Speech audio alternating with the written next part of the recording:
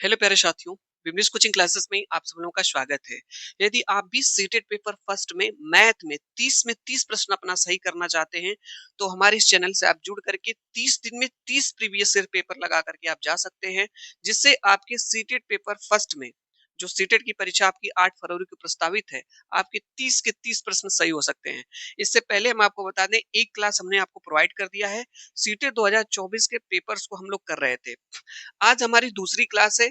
हम आपको बता दें, इससे पहले हम आपको जो है पहली क्लास आपको प्रोवाइड कर दिए हैं, ये दूसरी क्लास है और हम लोग कर रहे थे सीटेट 2024 में जो पेपर हुआ था 7 जुलाई को, उसके गणित के प्रश्नों को देख रहे थे। ठीक है, इसमें से कुछ प्रश्नों को हम लोग जो है पहली क्लास में हम आपको करा दिए हैं। आज जो बचे हुए प्रश्न हैं पेडागोजी के और लगाने वाले प्रश्न जो आपके कंटेंट के, उसको हम लोग इस क्लास में कर लेंगे। तो बहुत ही महत्वपूर्ण क्लास होने वाली है सीटेट पेपर फर्स्ट के लिए। चलिए देखते हैं कितने प्रश्न आप सही करते हैं। और जो प्रश्न आपका सही ना हो उस प्रश्नों को आप तैयार कर लीजिएगा, यही सबसे अच्छा तरीका है। 30 दिन में 30 जो है कि PYQ practice previous year question paper आपको लगा के जाना है। अगर लगा के जाते हैं तो डेफिनेटली 30 में 30 प्रश्न आप सही कर लेंगे। तो चलिए, ये रहा आपके पास पहला प्रश्न जो आपका पेडागोगी का है, पेडागोजी से पूछा गया। बहुत ही शानदार प्रश्न है। प्रश्न पूछा गया था कि गणित की क्लास में विद्यार्थियों में वैयक्तिक विभिन्नता की पहचान के लिए निम्नलिखित में से आकलन का तकनीक उपयुक्त नहीं होगी। जैसे गणित की क्लासरूम में बच्चों का जो है कि वैयक्तिक विभिन्नता की पहचान के लिए बच्चों का आपको असेसमेंट करना है, आकलन करना है, तो इसमें से कौन सी जो है तकनीक उपयुक्त नहीं होगी, आपको बताना है। ठीक है, पहला ऑप्शन है क्या योगात्मक आकलन, रचनात्मक आकलन, नैदानिक आकलन, समकक्षी आकलन। हम आपको बता दें, जो आपका योगात्मक आकलन होता है ये इसका सही आंसर हो जाएगा। ऐसा क्यों? योगात्मक आकलन जो है इसको इंग्लिश में सबमिटिव असेसमेंट बोला जाता है।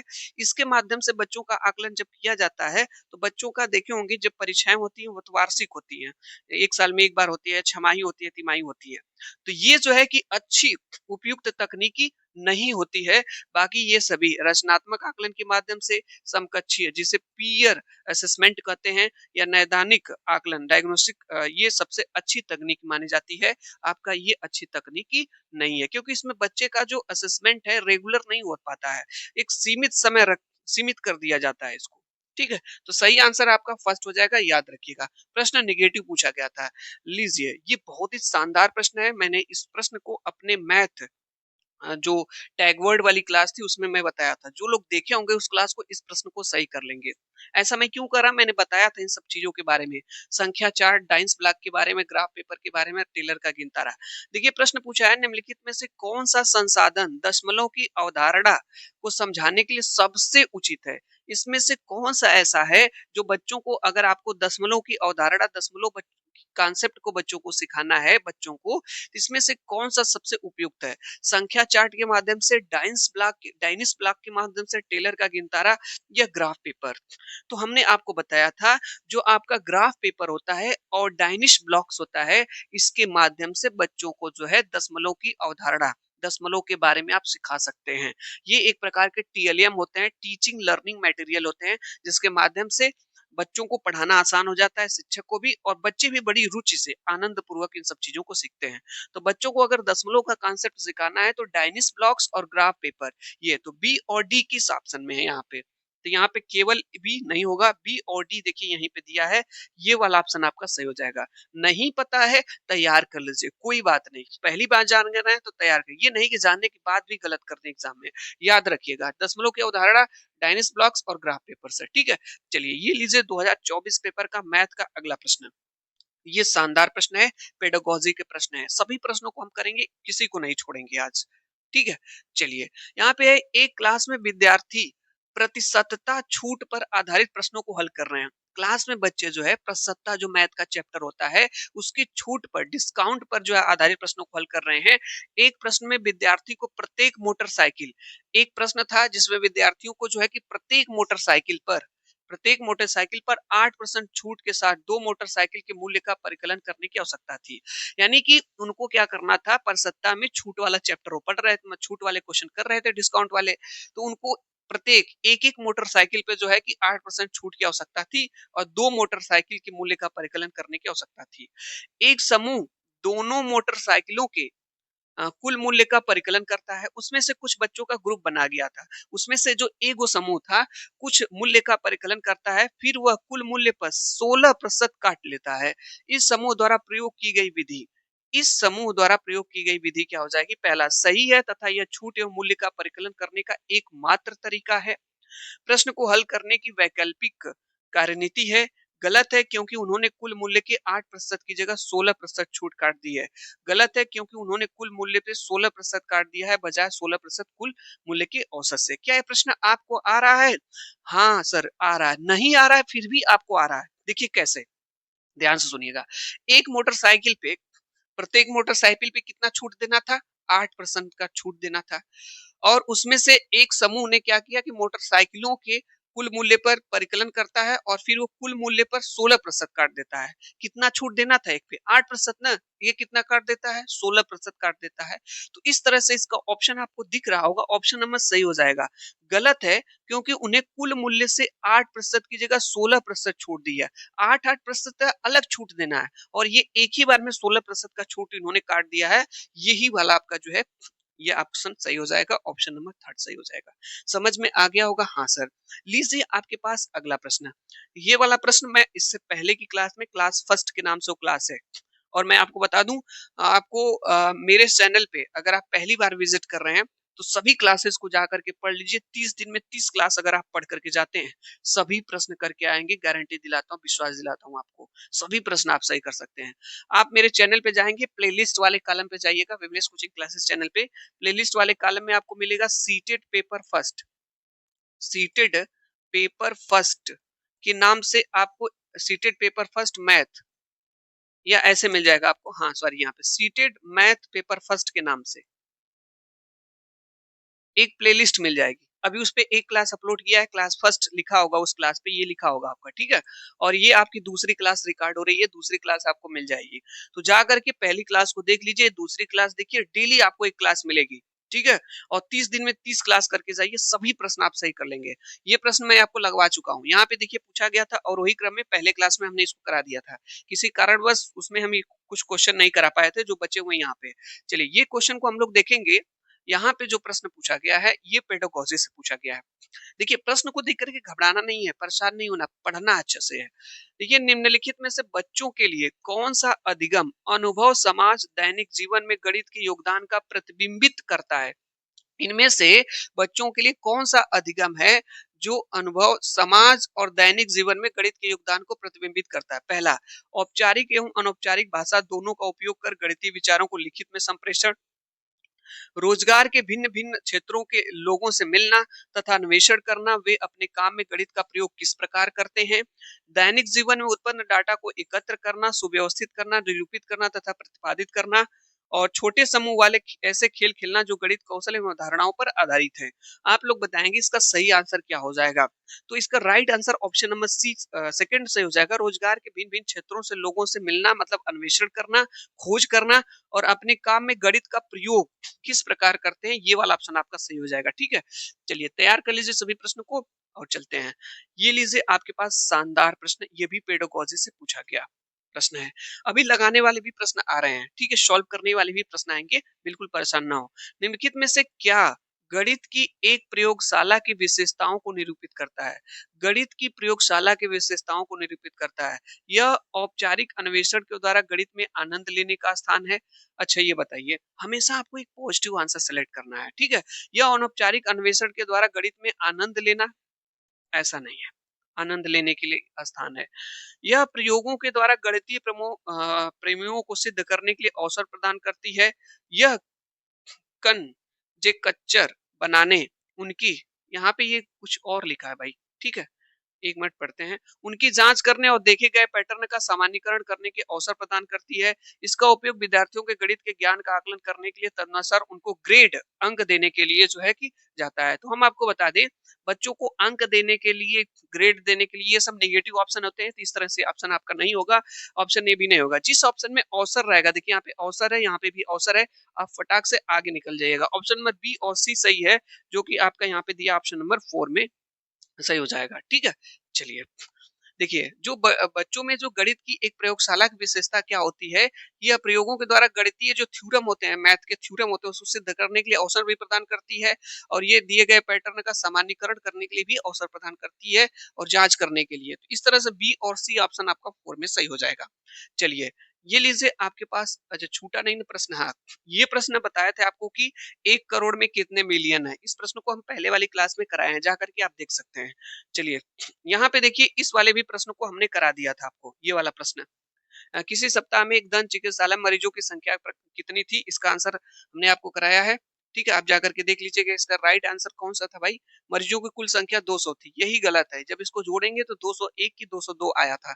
ठीक है?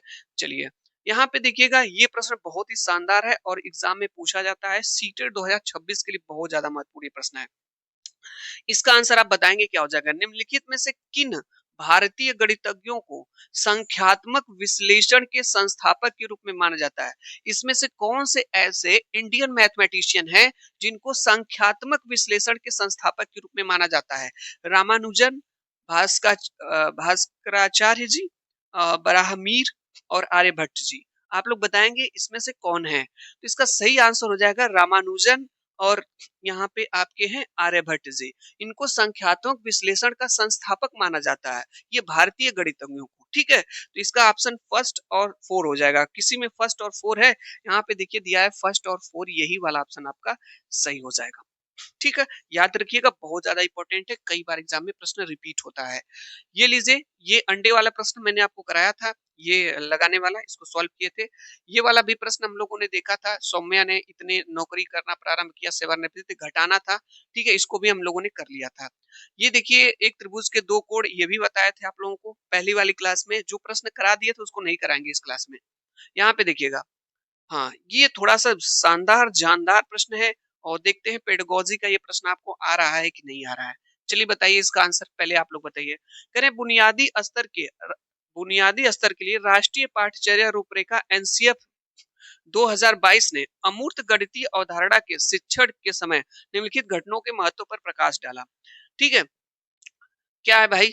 अमूर्त गणितीय अवधारणा के शिक्षण के समय इन घटकों को किन किन कौन सा निम्नलिखित उपयुक्त क्रम है?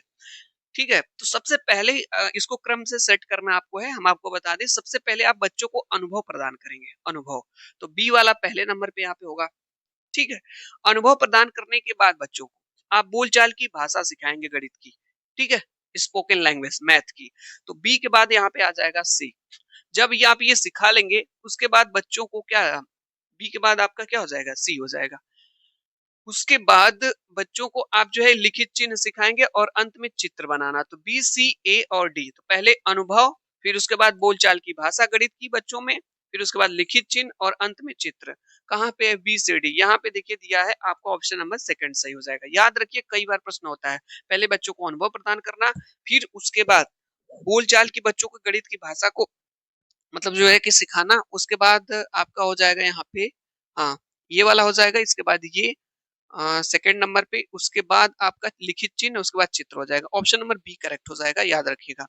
चलिए, ये लीजिए अगला प्रश्न है, बहुत ही शानदार प्रश्न है। दो स्तंभ दिए गए हैं, स्तंभ फर्स्ट और स्तंभ सेकंड।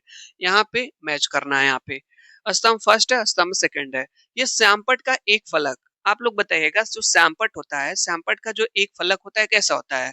तो श्यामपट्ट का एक जो फलक होता है, एक तल का एक भाग निरूपित करता है। भाई एक ही तल का एक ही भाग तो निरूपित करता है सामने वाला। ठीक है, तो इससे एक आपका थर्ड हो जाएगा। ए का क्या हो जाएगा? थर्ड हो जाएगा। देखिए किसी ऑप्शन में है ए का थर्ड, यहाँ पे है ए का सेकंड, ये नहीं होगा। यहाँ पे ए का फर्स्ट, ए नहीं बचा। आपके पास दो ऑप्शन, स्मार्टली आंसर सेलेक्ट करना है।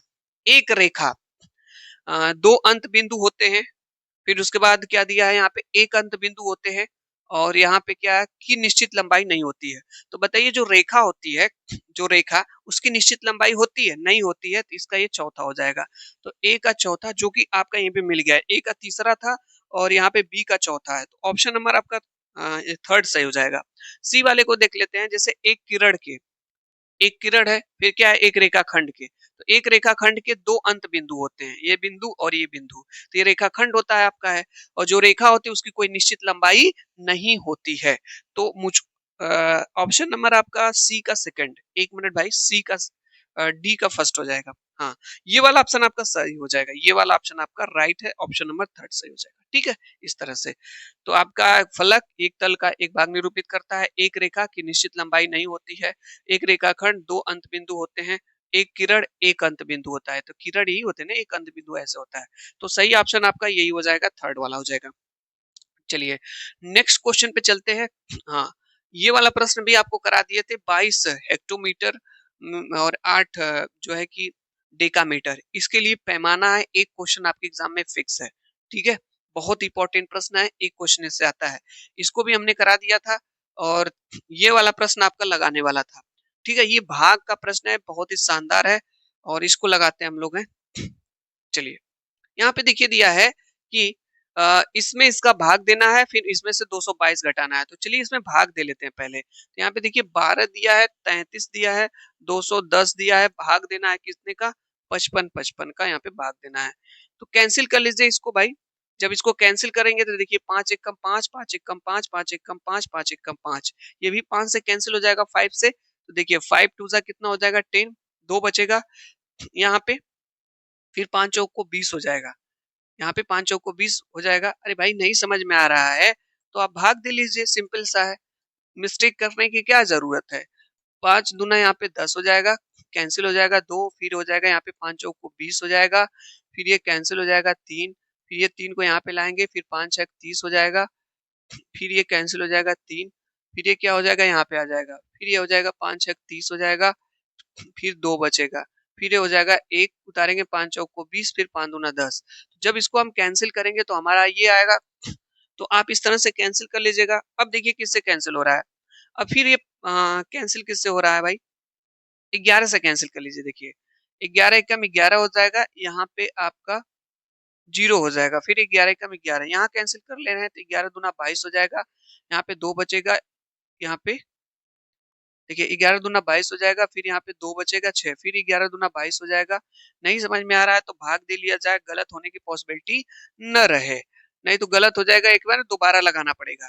चलिए भाग देते हैं, तो 11 दूना 22 हो जाएगा, यहाँ पे 4 बचेगा, यहाँ पे फिर 11 चौक 44 हो जाएगा, यहाँ पे 4 बार भाग जाएगा। ठीक है, तो 44 हो जाएगा यहाँ पे, फिर यहाँ पे 2 बचेगा, फिर 6, फिर 11 दूना क्या हो जाएगा 22 हो जाएगा, फिर यहाँ पे क्या बचेगा 4, यहीं पे 4 बचेगा ना, तो इसके बाद यहाँ पे 4 को लाएंगे, 11 चौक क्या हो जाएगा 44 हो जाएगा, फिर यहाँ पे क्या बच जा रहा है 2 बच जा रहा है, तो 2 हमारा बच जा रहा है।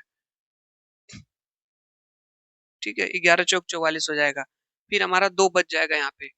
तो कैंसिल कर लेंगे तो कहीं से कहीं मिस्टेक हो रहा है, इसको आप लोग लगा करके बताइएगा। ठीक है, कहीं नहीं भाग में हमने मिस्टेक कर दिया है, इसका आंसर क्या होगा आप लोगों को मैं छोड़ रहा हूँ, कहीं ना कहीं कैंसिल करने में कोई दिक्कत हुई है। चलिए आप लोग बताइएगा इसका आंसर, हम वेट करेंगे, देखते हैं कितने लोग इसका सही आंसर बताते हैं। छोड़ते हैं इस प्रश्न को, जैसे भाग देने के बाद फिर 222 घटा लीजिएगा आप लोग। ठीक है, चलिए ये जो क्वेश्चन है इसका आंसर आपको बताना है, क्या हो जाएगा प्रश्न हमारा, शानदार प्रश्न है। प्रश्न है कि संख्याओं के बारे में निम्नलिखित में से कौन सा कथन सत्य है। सभी धनात्मक पूर्णांक, सभी धनात्मक पूर्णांक पूर्ण संख्या है। अच्छा ये बताइए, सभी धनात्मक पूर्णांक जो है कि पूर्ण संख्याएं होती हैं, तो पूर्ण संख्या क्या होती है, 0 से स्टार्ट होती है, 0 1 2 3 4 ऐसे चलती है। और ये कह रहा है कि सभी धनात्मक पूर्णांक, धनात्मक पूर्णांक क्या होता है, 1 से स्टार्ट होता है, 1 2 3 4, तो देखिए ये प्लस है सबके सामने, तो ये सब धनात्मक पूर्णांक है। तो कह रहा है जितने भी धनात्मक पूर्णांक है ये सभी पूर्ण संख्या होती हैं। तो इसमें पूर्ण संख्या क्या होती है, पूर्ण संख्या 0 से स्टार्ट होती है, तो इसमें तो 0 है ही नहीं करे, तो कैसे कह सकते हैं कि ये जो सभी धनात्मक पूर्णांक है पूर्ण संख्या होंगी। पूर्ण संख्या में तो 0 तो होना चाहिए, धनात्मक पूर्णांक में भी तो 0 होना चाहिए, तो यहाँ कहाँ 0 है, नहीं ना है। तो ये कह रहे हैं कि सभी धनात्मक पूर्णांक जो है पूर्ण संख्या होती है। अपूर्ण संख्या कहती है कि मेरे पास धनात्मक पूर्णांक तो होंगे ही, लेकिन उसके साथ 0 भी होता है, इसका मतलब यही गलत है। ठीक है, ये गलत है भाई, सत्य की बात किया, सभी पूर्ण संख्याएं पूर्णांक होती हैं, सभी पूर्ण संख्याएं पूर्णांक होती है, सही बात है, ये सभी पूर्ण संख्याएं 0 से स्टार्ट हुई ये सब है, ये पूर्णांक कहलाती हैं, सही बात है, ये बात सही आपकी है। सभी परिमेय संख्याएं वास्तविक संख्याएं होती है, ये भी बात सही है। सभी अपरिमेय संख्याएं वास्तविक संख्या होती है, ये भी बात सही है। तो बी सी डी आपका ऑप्शन सही हो जाएगा, यहाँ पे दिया ऑप्शन नंबर थर्ड हो जाएगा। तो ये वाला गलत था पहला वाला। ठीक है, चलिए नेक्स्ट क्वेश्चन पे चलते हैं। ये लीजिए आपके पास अगला प्रश्न है, पेडागोजी का अगला प्रश्न है, और इसका आंसर आपको बताना है क्या हो जाएगा? प्रश्न हमारा है कि कथन गणित उन स्तरों में पदानुक्रमित है जो कि तार्किक रूप से व्यवस्थित है के लिए निम्नलिखित में से कौन से कथन, कौन सा उदाहरण सही है? यहाँ पे पूर्णांकों की अवधारणा को संख्याओं के गुणन भाग की अवधारणा से पूर्व विकसित करने की आवश्यकता है। यानी पूर्णांकों की जो अवधारणा होती है, बच्चों को अगर सिखाना है पूर्णांकों की अवधारणा, तो गुणन मतलब गुणा और जो भाग आप सिखाते हैं बच्चों को, उससे पूर्व पहले विकसित करने की आवश्यकता है। ठीक है, चलिए यहाँ पे दिया है गुणन योग की अवधारणा का अनुपालन करना उस पर विकसित होता है। और तीसरा है संख्या बोध का योग व्यकलन की अवधारणा से पूर्व विकसित करने की आवश्यकता होती है। आप लोग बताएंगे सही आंसर इसका क्या हो जाएगा? राइट आंसर क्या हो जाएगा इसका सही आंसर? तो इसका जो सही आंसर हो जाएगा यहाँ पे देखिएगा, जैसे कह रहा है गुणन योग की अवधारणा, जैसे बच्चों को गुणा सिखाना है और योग सिखाना है, इसकी अवधारणा को सिखाना है, तो उस पर विकसित होता है। ठीक है, तो बिल्कुल सही बात है। और यहाँ पे है संख्या बोध का योग और व्यकलन की अवधारणा से पूर्व, यानी बच्चों को जो है कि संख्या का ज्ञान कराना है, एक दो तीन चार ये सब, और उनको व्यकलन का नॉलेज कराना है, तो पूर्व विकसित करने के लिए। जैसे बच्चों को अगर आपको जोड़ घटाना सिखाना है, तो उससे पहले संख्याओं का ज्ञान होना चाहिए कि नहीं होना चाहिए, तो वही बात करा थी, ये भी सही है। तो इस तरह से देखा जाए तो बी और सी सही आपका है, और ये नहीं सही आपका होगा। ठीक है, तो राइट आंसर आपका बी और सी होना चाहिए, जो कि ऑप्शन नंबर सेकंड में हो जाएगा, ये हो जाएगा। चलिए ये लीजिए लगाने वाला प्रश्न है, इस तरह का प्रश्न आता है। ये देखिए दिया है 12,000। तो इसको मैं एक सजेशन दूंगा आपको कि नीचे ऊपर लिखिएगा आप लोग। जैसे 12,000 लिखा गया है, तो 12,000 आप ऐसे लिख लीजिए, हजार में 3 जीरो होता है। फिर 1300 लिखा है, तो 1300 में 2 गो जीरो होता है। 2 10, 2 10 का मतलब 20 होता है। ठीक है, तो जोड़ लीजिए 0 2 3 और 2 1 3, 13 320 आंसर आपका आ जाएगा। यहाँ पे दिया है आपका आंसर, यहाँ पे सही हो जाएगा तीसरा वाला ऑप्शन। तो नीचे ऊपर लिख करके आप जोड़ेंगे तो आपका गलत नहीं होगा, अदरवाइज एग्जाम में आपका गलत हो जाएगा, बात ध्यान रखिएगा आप। ठीक है, तो ऑप्शन नंबर वाला सही हो जाएगा। ठीक है, चलिए ये देखिए प्रश्न है, यहाँ पे पूछा गया है प्रश्न हमसे कि समीकरण पढ़ाते समय, जैसे बच्चों को आप समीकरण पढ़ा रहे हैं, गणित के शिक्षक हैं, शिक्षिका अद्वितीय हल करने वाले रैखिक समीकरण की अवधारणा को समझाती है। वो आगे पूछती है अगर हल दिया गया है तो आपकी समीकरण में कितने बना सकते हैं? देखिए अगर बच्चों को आप समीकरण पढ़ाते समय, एक शिक्षिका है अद्वितीय हल रैखिक समीकरण की अवधारणा, अद्वितीय हल रैखिक समीकरण की अवधारणा पढ़ाती हैं, वो आगे पूछती हैं कि अगर हल दिया गया है तो आप कितने समीकरण बना सकते हैं। तो यहाँ पे एक चीज देखिएगा, जैसे 2x+3, अद्वितीय हल का मतलब क्या होता है भाई? केवल एक हल, ऐसा समीकरण जिसके केवल एक हल हो। तो बच्चों को एक शिक्षिका है जो समीकरण पढ़ा रही हैं, और ऐसे समीकरण पढ़ा रही हैं जिसका केवल एक हल हो, जिसका केवल एक वैल्यू, एक मान आता हो। तो मान लीजिए उन्होंने एक समीकरण ये लिया है और बच्चों को ये पढ़ा रही हैं। ठीक है, मान लीजिए समीकरण उन्होंने लिया 2x-4, ये ये जो है कि अद्वितीय हल वाला रैखिक समीकरण कहलाएगा। क्यों? क्योंकि इसका एक हल आएगा। यहाँ देखिए 2x बराबर क्या हो जाएगा इधर 4, तो x बराबर हो जाएगा 4/2, यानी कि यहाँ पे 2 आ जाएगा। एक ही हल होगा कि नहीं होगा? होगा। तो वह आगे पूछती है कि अगर हल दिया गया है तो कितने समीकरण बना सकते हैं? ठीक है, तो एक समीकरण, कोई समीकरण नहीं, कई समीकरण, दो समीकरण। तो बता दें आपको, अद्वितीय हल वाले रैखिक समीकरण से केवल एक समीकरण आप बना सकते हैं, क्योंकि उसका एक हल आया है, x का मान 2 आया है, एक ही आया है ना, तो एक ही समीकरण आप बना सकते हैं। सही आंसर आपका ये हो जाएगा ऑप्शन नंबर फर्स्ट, ये वाला सही हो जाएगा। ठीक है, चलिए नेक्स्ट क्वेश्चन आपके पास है, इसको बताएं आप लोग क्या आंसर हो जाएगा। शानदार प्रश्न यहाँ पे है कि क्लास सेकंड के अधिगमकर्ताओं के लिए, कक्षा सेकंड के बच्चे हैं, आधारभूत संक्रियाओं में अविकलन के लिए निम्नलिखित में से कौन से सही है?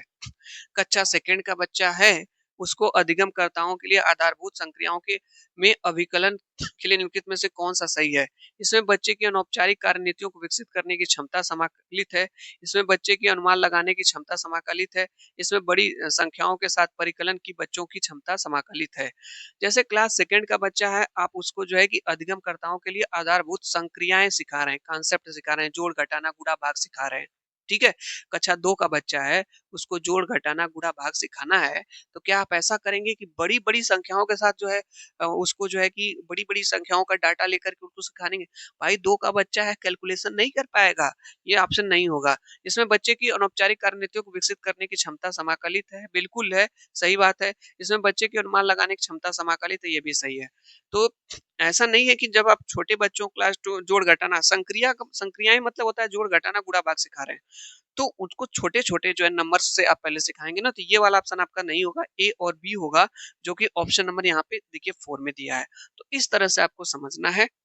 चलिए, ये लीजिए आपके पास अगला प्रश्न है और इसका आंसर आपको देना है, क्या हो जाएगा? यहाँ पे है गणित की शिक्षिका क्लास में विवरित एवं समृद्ध वक्र की अवधारणा पर चर्चा करती हैं। विद्यार्थियों की बेहतर समझ के लिए वह 4 बिंदुओं के साथ एक उदाहरण देती हैं। अगर वक्र विपरीत है तो 4 बिंदुओं की स्थिति होगी। ठीक है, ये बात यहाँ पे एक चीज आपको समझनी होगी। थोड़ा सा इंग्लिश टर्मिनोलॉजी को देख लेते हैं। यहाँ पे देखिए है अ mathematics teacher discuss the concept of open and closed curve. Open and closed curve in class. तो यहाँ पे देखिएगा एक चीज समझे, थोड़ा सा जब कुछ नहीं समझ में आए तो इंग्लिश में देख लिया करिए। आप लोग यहाँ पे देखिएगा, तो यहाँ पे दिया है विवरित एवं समृद्ध वर्क। तो open and closed curve in class सिखाना चाहती हैं, उस पर चर्चा करती हैं। तो उनके लिए विद्यार्थियों को 4 बिंदुओं को एक साथ उदाहरण देती हैं।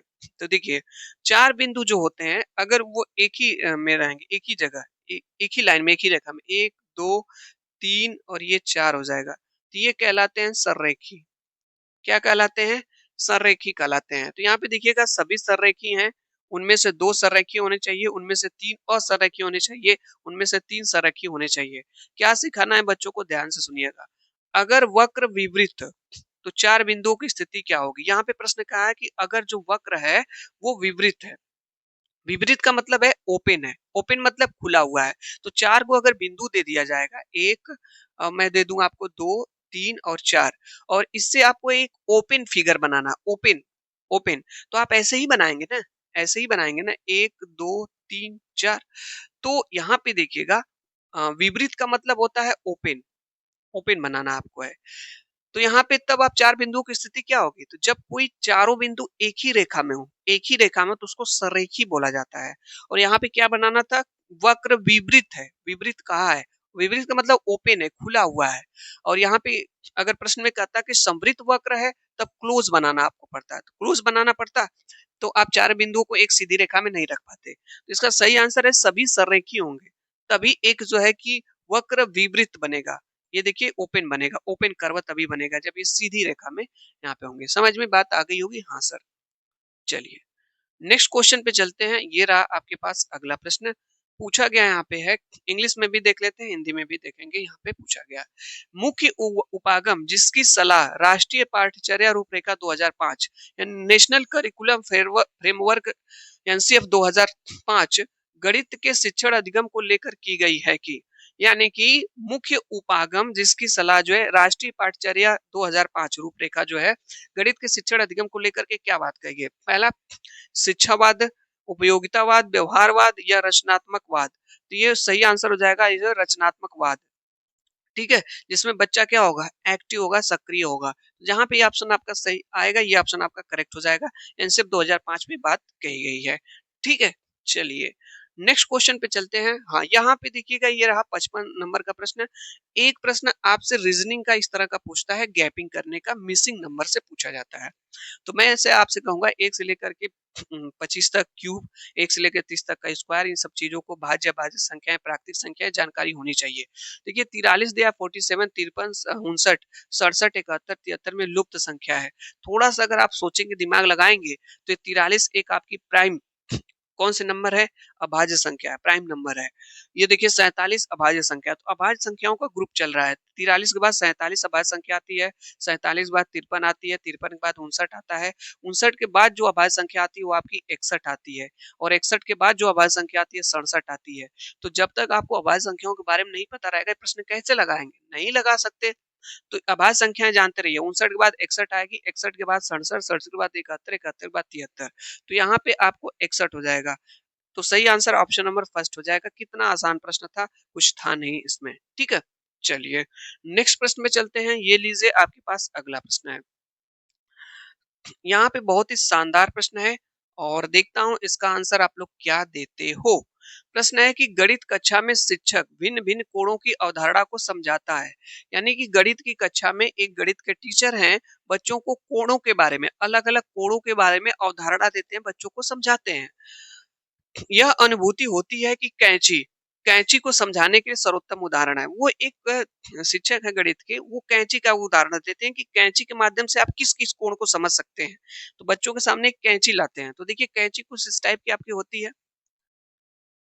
कैंची कुछ इस टाइप की होती है।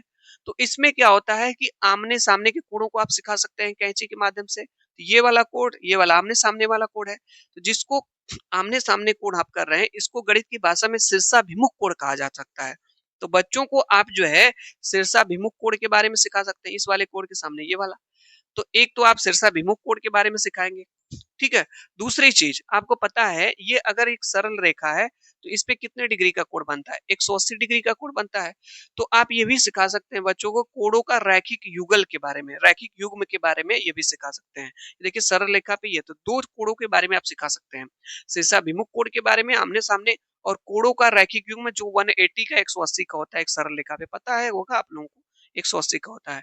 तो ए और बी ये वाला ऑप्शन आपका सही है। किस ऑप्शन में, यहाँ पे देखिए पहले वाले में यहाँ पे दिया गया, ठीक है। इस तरह से तो कैंची के माध्यम से दो कोड आप सिखा सकते हैं बच्चों को। लीजिए यहाँ पे लगाने वाला प्रश्न है और बहुत ही शानदार प्रश्न है। और देखिए इतना आसान है ना कि बस केवल घुमाया रहता है प्रश्न को, व्यवहारिक प्रश्न पूछा जाता है। राजू के पास प्रत्येक 20 लीटर वाले राजू के पास प्रत्येक 20 लीटर वाले प्रत्येक 5 बर्तन में तारपीन का तेल है। अरे भाई कितने लीटर है, 20 लीटर का है, एक बर्तन में 20 लीटर तेल आ रहा है। और कितना बर्तन है, ये यहाँ पे 5 बर्तन है। तो आप लोग मुझको बताइए, यहाँ पे 20 है लीटर का बर्तन है और यहाँ पे 5 बर्तन है, तो इसमें कितने लीटर आ जाएंगे, 100 लीटर आ जाएंगे। 20 लीटर वाले 5 बर्तन हो गए।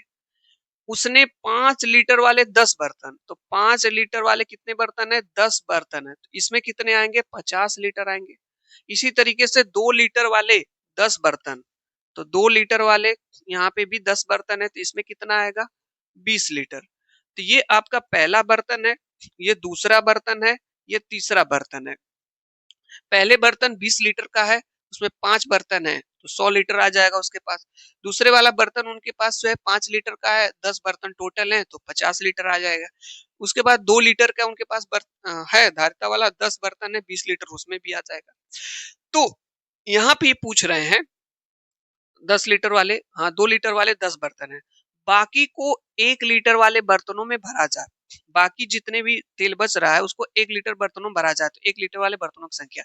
प्रश्न आप समझ नहीं पा रहे होंगे, समझ लीजिए, देखिए कैसे क्या कह रहा है। यहाँ पे कह रहा है ना कि 20 लीटर वाला प्रत्येक 5 बर्तनों में तारपीन का तेल है, इतना तेल उनके पास है, 100 लीटर है। और उनके पास जो है कि 3 प्रकार के बर्तन यहाँ पे हैं। मैं आपको यहाँ पे समझने का कोशिश करिएगा, यहाँ पे देखिएगा। एक इनके पास एक 5 लीटर वाला है, एक इनके पास यहाँ पे 2 लीटर वाला है और एक यहाँ पे ये 1 लीटर वाला है। तो ये जो 5 लीटर वाला है ना, ये 10 बर्तन है, तो 50 लीटर इसमें हो गया। 2 लीटर वाले भी 10 बर्तन है, तो 20 लीटर इसमें हो गया। 50 लीटर इसमें हो गया, 20 लीटर इसमें आ गए। तो कह रहे हैं इसमें कितना भरा जाएगा। टोटल कितने तेल हैं, 100 लीटर का है, बड़ा वाला तो भाई 20 लीटर का था और इसमें 100 लीटर भरा हुआ है। और इसमें से उठा करके इन तीनों में भरना है। इसमें 50 लीटर भर गया, इसमें 20 लीटर भर गया, इसमें कितना भरेगा, जो बचेगा वही भरेगा ना। तो 50 और 20 70, 70 लीटर इन दोनों में भर गया। 100 लीटर तेल है यहाँ पे, 100 लीटर तेल है, तो बचा कितना, 100 में से 70 घटा देंगे, 30 लीटर ये आपका 1 लीटर वाले में आ जाएगा। तो यही 30 आंसर हो जाएगा आपका। कहाँ है ऑप्शन में, यहाँ पे देखिए दिया है, समझ में आ गया होगा, ठीक है। हाँ सर, चलिए लीजिए ये रहा आपके पास अगला प्रश्न। यहाँ पे देखेंगे शानदार प्रश्न है। मैं आपको बता दूं, अगर आप सीटेट एग्जाम पेपर फर्स्ट में मैथ में 30 में 30 प्रश्न सही करना चाहते हैं तो डेली क्लास आप जरूर देख लिया करिए। क्योंकि इस तरह के प्रश्नों को आपका अभ्यास, अगर आप इजी इजी प्रश्न लगाएंगे तो उससे कुछ नहीं होने वाला है, ठीक है। 30 प्रैक्टिस सेट लगा के जाइए, 30 के 30 सही करके आप आएंगे, विश्वास है मेरा। क्यों मैं कह रहा हूँ, क्योंकि ये सीटेट के प्रीवियस ईयर पेपर है और इसी लेवल के क्वेश्चन आपके सीटेट 2026 में बनेंगे। यहाँ पे देखिए पूछा है, निम्नलिखित में से किस अक्षर की कोई सममित रेखा नहीं है। लाइन ऑफ सिमेट्री से क्वेश्चन आपके एग्जाम में फिक्स है। लाइन ऑफ सिमेट्री क्या होता है, सममित रेखा कोई ऐसी आकृति जिसको दो बराबर भागों में बांटा जाए और दो आकृतियां एकदम इसके ही जैसे दिखे। फिर से समझ लिए, कोई ऐसी आकृति जिसको दो भागों में बांटा जाए और जो दोनों भाग बटेंगे वो जो आकृति को बांटा आपने उसके जैसे ही दोनों दिखाई दे, तो लाइन ऑफ सिमेट्री। तो ये सिर्फ यल ऐसा है, ये अक्षर है जिसकी कोई सममित रेखा नहीं होती है। बाकी देखिए इसको भी आप बांटेंगे जब इसको, तो देखिए इधर भी दिख रहा है वैसा हो जाएगा, यक्स को भी डिवाइड करेंगे तो हो जाएगा, ए को भी देखेंगे तो हो जाएगा, लेकिन यल को नहीं होगा। ये ऑप्शन आपका सही हो जाएगा। ठीक है, चलिए अगला प्रश्न है, ये रहा आपके पास अगला प्रश्न। इसके बाद हम आपको बता दें एक प्रश्न और आपके पास है। ठीक है, चलिए यहाँ पे दिया है कि यदि 7 स्टार इतना इक्वल टू इतना है तो स्टार के जगह पूछ रहा है। तो देखिए बड़ी सिंपल तरीके से इस प्रश्न को आप लगा सकते हैं। देखिए लगाते हैं इसको। है यहाँ पे दिया है 7 स्टार 2 इंटू 123 बराबर दिया है 92496 दिया है। आप मुझको एक चीज ये बताइएगा, ध्यान से समझिएगा, ये इधर गुणे में है, उधर जाएगा तो भागे में हो जाएगा। तो यहाँ पे लिखेंगे 7 स्टार 2 बराबर हो जाएगा 92496 अपान, ये इधर गुणे में इधर आएगा भागे में। अब इसका इसमें भाग दे लीजिए कहीं, तो चलिए दे लेते हैं 92496 में भाग दे लेते हैं किसका, 123 का। इसका भाग दे लेंगे, कितनी बार भाग जा सकती है, 8 बार जा सकती है, 8 बार भाग जा सकती है। तो 8 टाइम्स आप ले ले जाइए, 8 तरीके यहाँ पे 24 हो जाएगा, 8 दूना 16, 2 18 हो जाएगा, 8 एक कम 9। 8 बार नहीं भाग जाएगी, कितनी बार जा सकती है यहाँ पे भाग, 7 बार जाएगी। तो 7 तरीके यहाँ पे 21 हो जाएगा, 7 दूना 14 और 2 16 हो जाएगा, और 7 एक 8 हो जाएगा। यहाँ घटा लीजिए 3 हो जाएगा, भाई 3 ही होगा ना, 4 में से एक जाएगा 3। यहाँ पे बचेगा आपका 12 में से 6 जाए 6 हो जाएगा, यहाँ पे 1 बचेगा। 8 बार भाग नहीं जा सकती थी, देखिए 8 तरीके 24 करेंगे, 8 दूना 16, 2 18 कर देंगे, नहीं जाएगा। 7 बार 7 तरीके 21, 7 दूना 14, 2 16 और 7 एक 8 हो जाएगा। घटा लिए 3, 12 में 6 जाए 6, यहाँ पे 163। लेकिन क्यों ज्यादा आ रहा है, 9 8 बार तो भाग जा सकती थी। एक बार चेक कर लेते हैं, 8 तरीके 24, 8 दूना 16, 2 18, नहीं जा सकती। चलिए 163 आया घटाने पे, यहाँ पे हमारा नहीं, घटाने पे यहाँ पे 0 आएगा। हम भी कह रहे हैं कैसे हो गया। यहाँ पे देखिए फिर इसको 9 को लाएंगे, अब कितनी बार भाग जा सकती है, तो अब भाग जा सकती है आपकी 6 बार। 6 त्रिक 18, 6 दूना 12, 1 13, 6 एक 7, नहीं जाएगी। 5 बार भाग ले जाएगी, ले जाएगी। 5 3 15 हो जाएगा, 5 दूना 10, 1 11 हो जाएगा, 5 एकम 5 एक 6 हो जाएगा, 4 बचेगा, 2 बचेगा, कट जाएगा। फिर यहाँ पे क्या बचेगा, 6, 2 बार भाग जाएगी, 246 आपका हो जाएगा। तो जब भाग हमने इसमें दिया, इसमें हमने भाग दिया, तो कितना भाग देने पे आया यहाँ पे हमारा, तो कहेंगे सर 752 आया है। ध्यान से समझिएगा, यहाँ पे देखिएगा 7 स्टार 2 है, बराबर आ गया 752 आ गया। बस तुलना कर लीजिए, यहाँ पे 7 है, यहाँ पे 7 है, यहाँ पे 2 है, यहाँ पे 2 है, तो स्टार की जगह क्या हो जाएगा, 5 हो जाएगा। 5 किसी ऑप्शन में है, यहाँ पे हो जाएगा। बहुत ही सिंपल प्रश्न था, आसानी से हम लगा लेंगे, कुछ था नहीं इस प्रश्न में। ठीक है, कुछ भी नहीं था। अंतिम प्रश्न आपके पास आता हुआ, ये रहा अंतिम प्रश्न आज के 2024 पेपर का। और इस तरह 2024 पेपर का हमने फतह कर दिया है। 30 प्रश्नों का शानदार जो सोल्यूशन था करा दिया। इसके बाद एक सेट और आपके पास आ रहा है। ठीक है, तो डेली आप एक सेट जरूर करिए। यहाँ पे देखिए दिया है अंकों, पढ़ लेते हैं भाई प्रश्न को अच्छे तरीके से। यहाँ पे दिया है अंकों इतना से 6 अंक, सबसे बड़ी सबसे छोटी 6 अंकों की संख्या बनाना है। तो ये इससे सबसे बड़ी 6 अंकों की बनाना है, तो 6 अंकों की सबसे बड़ी बनाना है आपको। चलिए सबसे बड़ी बनाइए। तो सबसे बड़ी बनाना है तो सबसे बड़ा सबसे पहले लिखेंगे, 9 है, 9 को लिख लीजिए। फिर आपका क्या है, 6 है, फिर क्या है, 5 है, फिर 3 है, फिर 1 है, 2 2 फिर 0 है। ये 6 अंकों की सबसे बड़ी होगी। अब 6 अंकों की जो सबसे छोटी बनाना है, तो सबसे छोटे अंक को लिखेंगे। तो आपके मन में आएगा कि सर 0 लिख लेते हैं, 0 सबसे छोटा है, फिर 1, फिर 3, फिर 5, ये 6, ये 9।